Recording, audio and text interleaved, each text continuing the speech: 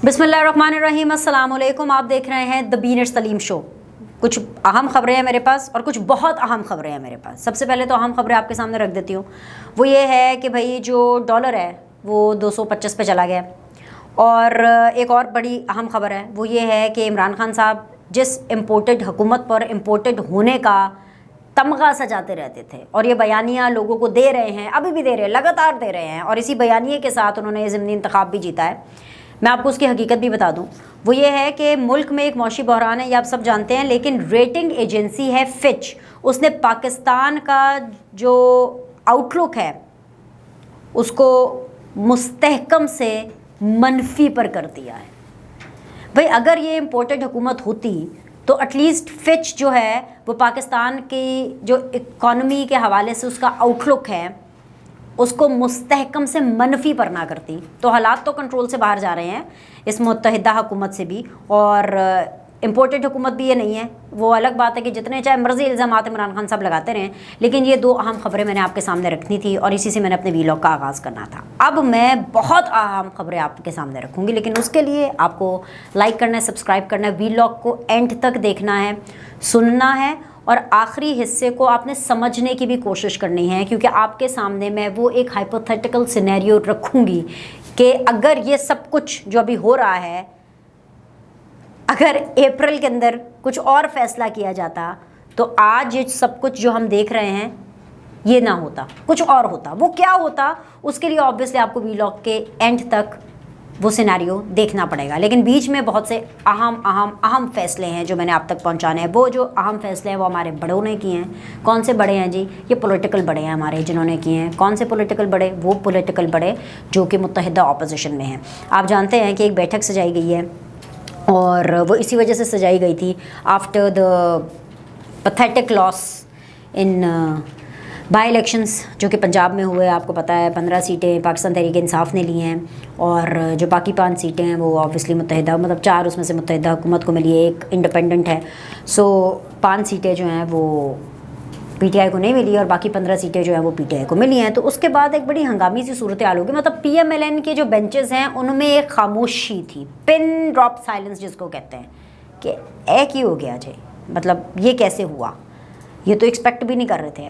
PTI में बहुत ज़्यादा शोर था क्योंकि पीटीआई भी एक्सपेक्ट नहीं कर रही थी, लेकिन उनका रिएक्शन ज़रा लाउड होता है तो उनका तो बड़ा शोर से आया। और जो पीएमएलएन का रिएक्शन था वो बड़ा एक अफसरदा सा, दुखी सा रिएक्शन था और एकदम से खामोशी रही।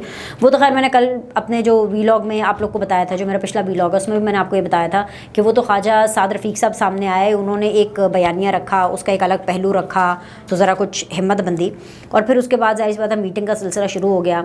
एक मुलाकात हुई, फिर दूसरी मुलाकात हुई, तो बड़ों ने कुछ अहम फैसले किए हैं। वो फैसले भी मैं आपको आगे चल के बताऊंगी कि वो क्या अहम फैसले हैं। लेकिन अगर उसका मैं लुब्बे लुबाब आपको दूँ ना, 1 liner at this point of time in this vlog, तो उसका लुब्बे लुबाब ये है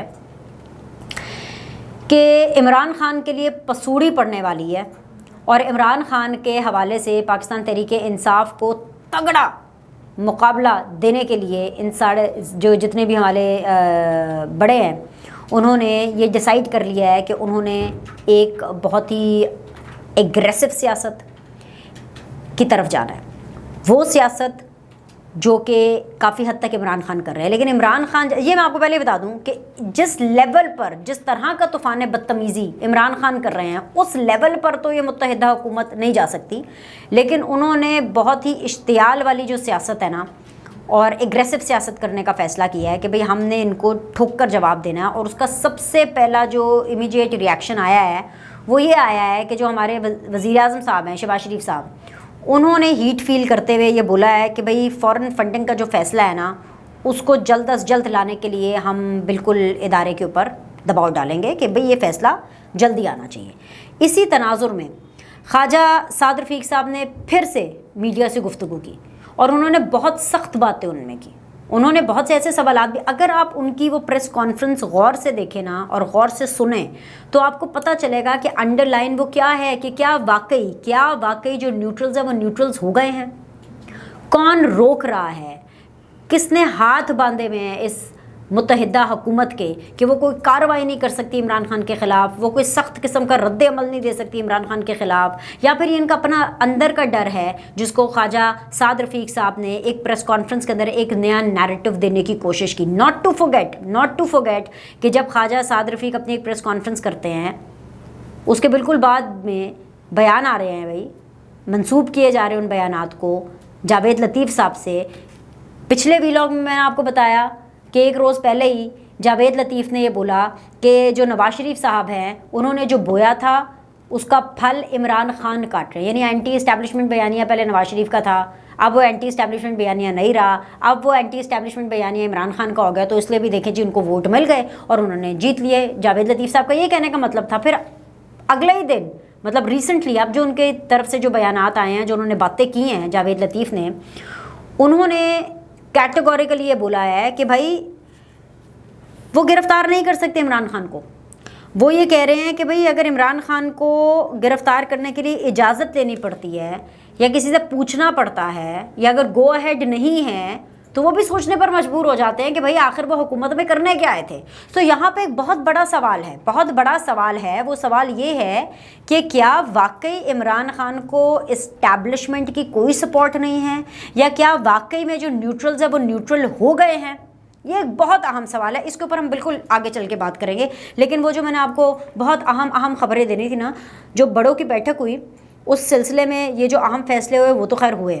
उसके बाद क्या हुआ कि बीच में से आसिफ अली जरदारी साहब उठ करके चले जाते हैं किसी से मिलने। किससे मिलने गए हैं जी? चौधरी शुजात साहब से मिलने गए हैं। ठीक है, ये 1-on-1 मीटिंग थी चौधरी शुजात साहब की और आसिफ अली जरदारी की और तकरीबन 1 घंटा ये मीटिंग रही है। और उसके बाद आसिफ अली जरदारी साहब हमेशा बड़े कॉन्फिडेंट किस्म के एक्सप्रेशंस अपने चेहरे पे रखते हैं, लेकिन इस दफ़ा उन्होंने विक्ट्री का निशान भी बनाया बाहर निकलते हुए। अब वैसे तो वो मीटिंग 1-on-1 थी, लेकिन देखिए खबरें निकल आती हैं, खबरें रुकती नहीं हैं, बातें उड़ के चिड़िया कबूतरों के ज़रिए हवा के ज़रिए पहुंच जाती हैं। ठीक है, सो वैसे तो सबसे पहले आप लोग को ये पता ही है, जो लोग पॉलिटिक्स में इंटरेस्ट रखते हैं, पीपल्स पार्टी की पॉलिटिक्स को देख रहे हैं, आसिफ अली जरदारी साहब की पॉलिटिक्स को समझते हैं कि जरदारी साहब वैसे कभी पंजाब का रुख ऐसे नहीं करते, सिर्फ टहलने के लिए नहीं आते, सिर्फ अपने वर्कर्स को उनको मोबिलाइज़ करने या चार्ज करने नहीं आते। वो हमेशा किसी मकसद से आते हैं और उनका मकसद हमेशा मुफाहमत, जोड़ तोड़, नंबर गेम को पूरा करना होता है। तो भाई अगर हवाओं की माने, वो हवाएं जो कि उस टाइम पर मौजूद थी जहाँ पर चौधरी शुजात साहब एंड आसिफ अली जरदारी साहब की मुलाकात हुई, तो भाई हमें तो बताने वालों ने बताया है कि भाई तारिक बशीर चीमा साहब जो हैं उनको एक बहुत अहम जिम्मेदारी सौंपी गई है। और वो जिम्मेदारी ये है कि 22 जुलाई को जो एक बहुत बड़ा मार्का होने वाला है, जिसके अंदर वज़ीर आला का चुनाव होना है as per the court order, क्योंकि कोर्ट ने ये डिसाइड किया हुआ है कि जी 22 जुलाई तक सिर्फ़ और सिर्फ हमज़ा शहबाज जो है वो वज़ीर आला रहेंगे। 22 जुलाई को इंतखाब होना है, तो उस 22 जुलाई को पीटीआई की जो स्ट्रेंथ है, पीटीआई प्लस काफ लीग की जो स्ट्रेंथ है, जो नंबर है, वो नहीं पूरे होने देने भाई। तो ये बात हुई है उस मीटिंग के अंदर। और अब आपको मैं ये भी बता दूं, जैसे कि राना सनाउल्लाह साहब ने नेशनल टीवी पर आकर के ये बोला कि भाई अगर पार्टी के बड़े ये इजाज़त दें कि भाई 5 से 7 अरकान इधर उधर करना है तो ये कोई बड़ी बात नहीं है, सिर्फ़ और सिर्फ लीडरशिप की मंजूरी का इंतज़ार है। तो भाई लीडरशिप ने राना सनाउल्लाह साहब पीएमएलएन को ये मंजूरी दे दी है कि अगर बंदे इधर उधर करने पड़ते हैं तो गो अहेड डू इट। अब क्या होता है कि भाई अगर बंदे इधर उधर करने का क्या मतलब है, उठा लेना ना, उठाना तो एक क्राइम हो जाएगा ना, अगवा, तो ये तो बहुत बड़ी चीज़ है। लेकिन अगर बंदे अपनी मर्ज़ी से ना आए, ये तो हो सकता है ना, पाकिस्तान की सियासत में होता है, लोटाक्रेसी किसे कहते हैं, इसी को ही कहते हैं ना। अगर बंदे अपनी मर्ज़ी से ना आए, किसी वजह से, किसी की तबीयत ख़राब हो गई, कोई बैरूने मुल्क चला गया, किसी की कोई इमरजेंसी आ गई, ये तो हो सकता है ना, ये तो हो सकता है। तो यही गारंटी, क्योंकि आपको पता है कि पाकिस्तान की सियासत में बेहतरीन गारंटर कौन है? आसिफ अली जरदारी। पाकिस्तान की सियासत में सबकी सियासत, सब पार्टीज़ को साथ इकट्ठे करने वाले कौन है? आसिफ अली जरदारी। तो आसिफ अली जरदारी साहब जब चौधरी शुजात से मिले तो चौधरी शुजात साहब से यही बात हुई और इस बात पे एक अंडरस्टैंडिंग डेवलप की गई है, क्योंकि इसलिए कह रही हूँ कि अंडरस्टैंडिंग डेवलप की गई है क्योंकि बाद में आसिफ अली जरदारी साहब ने विक्ट्री का निशान बनाया है। तो जाहिर सी बात है उस मुलाकात में ये यकीन दहानी या कोई ऐसी यकीन दहानी कराई गई है जो कि आसिफ अली जरदारी साहब उनके प्लान को, उनकी आगे की सियासत को, उनकी पार्टी की आगे की सियासत को सूट करती है, क्लियर कट। तो लिहाजा 22 जुलाई को आप ये देखेंगे कि पसूड़ी पर बहुत पड़ने वाली है। इसलिए पसूड़ी पड़ने वाली है क्योंकि इमरान खान साहब 15 सीटें जीत कर भी उनकी जान को सुकून नहीं मिलना, क्योंकि ये फैसला कर लिया मुत्तहिदा हुकूमत ने, इमरान खान की जान को सुकून नहीं मिलना, उनको लाहौर आना पड़ेगा और वो आ रहे हैं। बल्कि मेरे ख्याल से जब तक ये वीलॉग आप तक पहुंचेगा तब तक वो लाहौर पहुंच गए होंगे या पहुंचने वाले होंगे। तो भाई वो लाहौर आ रहे हैं और वो तब तक लाहौर में रहने वाले हैं जब तक ये 22 जुलाई का मार्का पूरा नहीं हो जाता। और इसका प्रेशर, इसकी हीट, इसकी तपिश पीटीआई PMLNQ महसूस कर रही है, क्योंकि परवेज़ इलाही साहब आकर के सबको बता रहे हैं, प्रेस कॉन्फ्रेंस करने बता रहे हैं कि देखिए जी पूरी टीमें बन गई, एजेंसियों को पीछे लगा दिया, ट्रैक करें इनके लोगों को, हमें तो उठा लेंगे, हमें तो ये कर लेंगे। तो अब क्या हुआ? अब वही हुआ जो नून लीग पहले करती थी कि नून लीग अपने तमाम तर MPs को एक ही जगह पे होटल में बैकपैक होटल आ जाओ।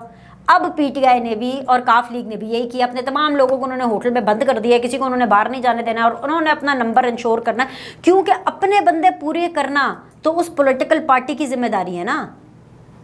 लेकिन इसके बावजूद अगर खबरों की माने, अगर ज़राए की माने, तो भाई जीत के बावजूद भी इमरान खान को टफ टाइम मिलने वाला है, सुकून नहीं मिलना उनकी जान को। और हमज़ा शहबाज को उन्होंने किसी ना किसी तरह CM बनाना है। और इस मामले के अंदर आसिफ अली जरदारी साहब का बहुत अहम किरदार, और आपने देखा है फुटेजेस के अंदर भी बड़ी मतलब एक ज़बरदस्त किस्म की गुफ्तगू आसिफ अली जरदारी साहब की और हमज़ा शहबाज की भी आपस में हुई है, वो बड़ी ice breaking. Hamza and Asif Ali Zardari बिल्कुल साथ साथ भी बैठे हुए थे। तो भाई हमज़ा शहबाज शरीफ जो हैं वो CM होंगे पंजाब के, और इसके लिए सर धड़ की बाजी लगा देगी PMLN।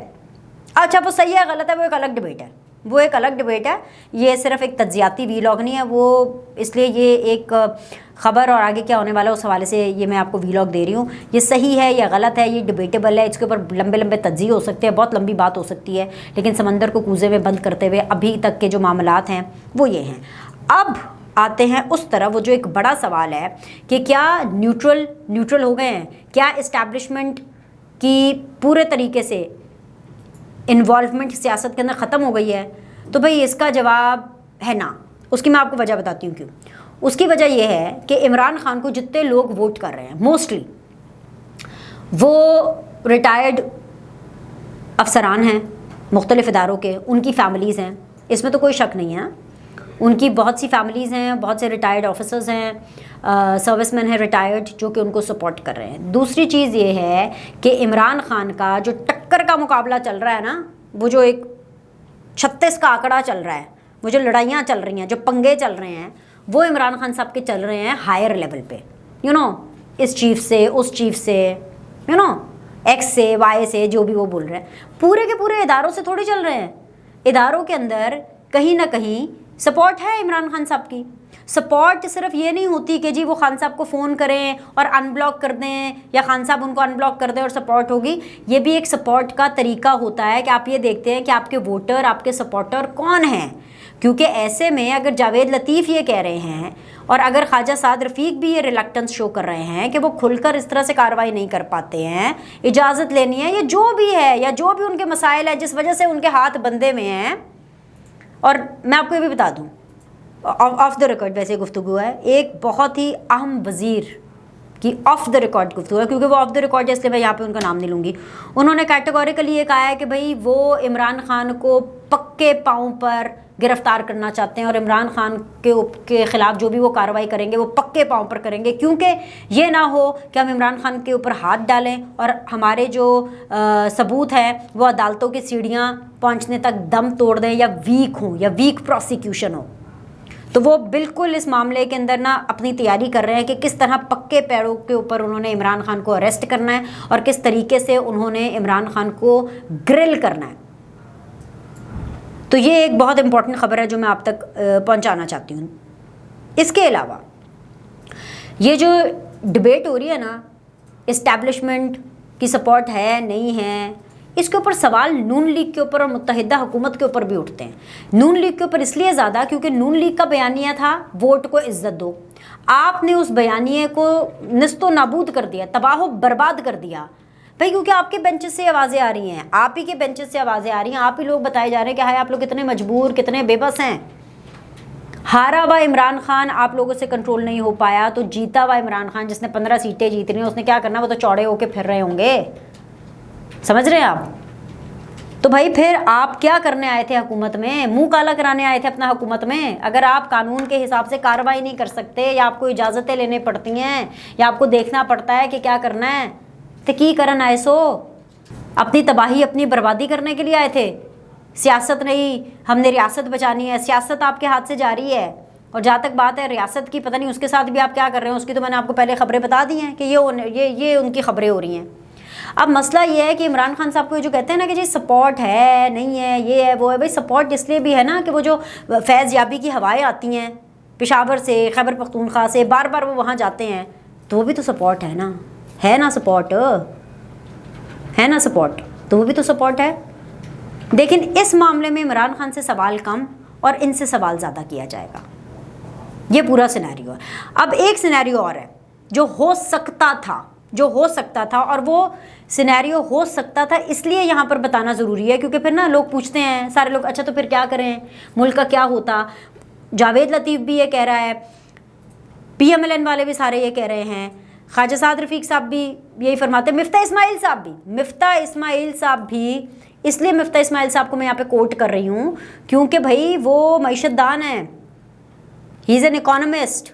अगर ऐसे में मिफ्ता इस्माइल ये कह रहे हैं कि भाई हम करेंगे मुश्किल फ़ैसले, हमें करने पड़ेंगे क्योंकि हमें पाकिस्तान को श्रीलंका की तरह नहीं बनाना, हमने पाकिस्तान को दिवालिया नहीं होने देना, क्योंकि माजी में इस तरह डगर पे लेके जा रहे थे। जावेद लतीफ़ साहब ये कह रहे हैं कि भाई जब हमें ये यकीन दहानी कराई गई कि भाई इमरान खान ये हरकतें कर रहा है कि मुल्क दिवालिया की तरफ चला जाएगा, तो हमें मुल्क को बचाना है, और सबको फिर हमारा ख्याल आया, हमारा किसका, पीपल्स पार्टी का और PMLN का, तो फिर हमें ये करना पड़ा मजबूरी में। तो अगर मजबूरी में आप लोग को हुकूमत लेनी पड़ी, और अगर आपकी भी हुकूमत उतनी ही हाथ बंदी हुई थी जितनी की बेबस जो है वो इमरान खान साहब की हुकूमत खुद साख्ता थी, तो फिर आप हुकूमत में करने क्या आए थे? क्यों आपने अपना भी जो है वो मुँह काला करवाया, और साथ ही साथ आपने जो है अपने इस बयानिए को आवाम को जो है वो एक धचका दिया?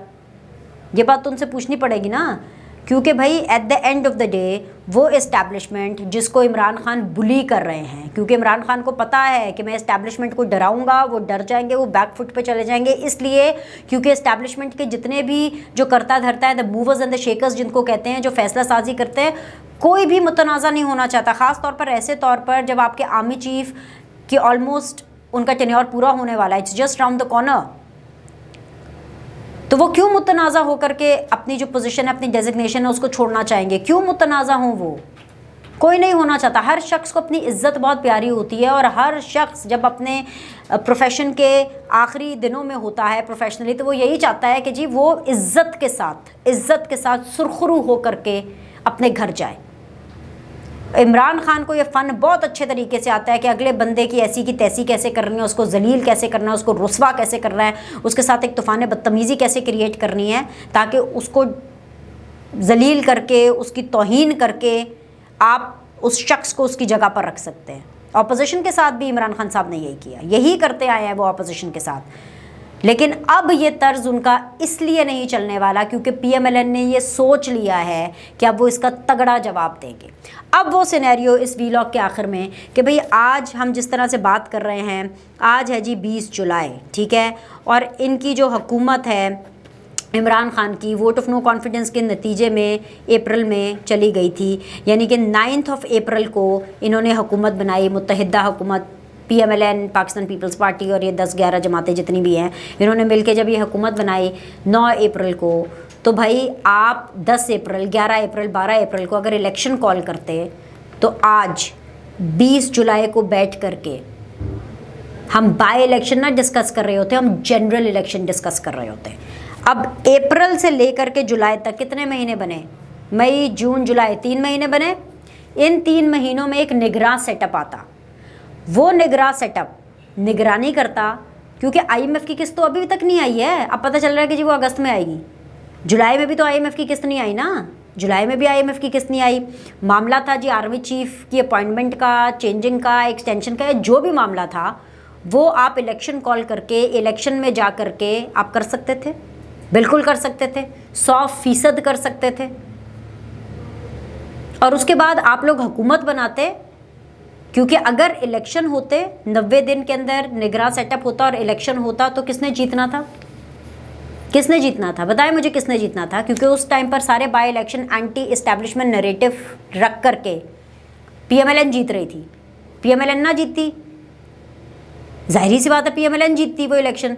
तो PMLN अगर जीतती, जीत कर अगर PMLN हुकूमत में आती और आकर फिर ये मुश्किल फैसले करती जो अब कर रही है, पेट्रोल कर दिया आपने, क्या कहते हैं कि डीजल बढ़ा दिया आपने, डॉलर बढ़ा दिया, ये हो गया वो हो गया। भाई महंगाई तो पूरी दुनिया में उस तरीके से चल रही है, लेकिन हमारा पैसा डी वैल्यू हो रहा है, हमारा रुपया डी वैल्यू हो रहा है।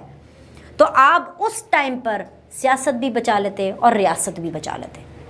अभी ना आपसे सियासत बच रही है और रियासत का जो हाल है वो तो आपके सामने है कि वो महंगाई की चक्की में पिसे चले जा रहा है, पिसे चले जा रहा है। अगर रियासत बचा ली होती, रियासत फर्स्ट क्लास चल रही होती, तो इस वक्त आपकी जो एजेंसी है, रेटिंग एजेंसी फिच, जो कि इंटरनेशनल रेटिंग एजेंसी है, वो आपको माइनस कैटेगरी में रखते।